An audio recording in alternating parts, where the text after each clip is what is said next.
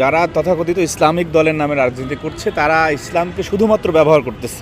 ইসলামের যে মৌলিক নীতিগুলি তার পরিপন্থী কাজ তারা হরহামেশাই করে থাকে এবং তারা না পূর্ণাঙ্গ ইসলামিক দল না সেকুলার দল, তারা যে আসলে কী সেটা বাংলাদেশের মানুষের জন্য এখন বোঝা খুব দুর্বোধ্য হয়ে গিয়েছে।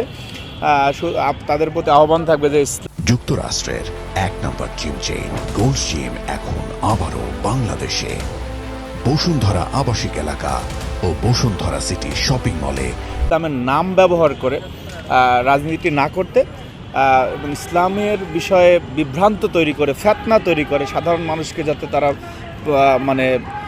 বিচলিত না করে সেই বিষয়ে আহ্বান থাকবে। এবং আমি দৃঢ়ভাবে বিশ্বাস করতে চাই যে প্রশ্নটি আপনি করলেন যে বাংলাদেশে যারা এই মাটিকে স্বীকার করে না, যে এই মাটির প্রতি যাদের টান নেই, মমত্ববোধ নেই, সেই শক্তি বাংলাদেশে নির্বাচিত হয়ে ক্ষমতা আসার কোনো সুযোগ আছে বলে আমি মনে করি না।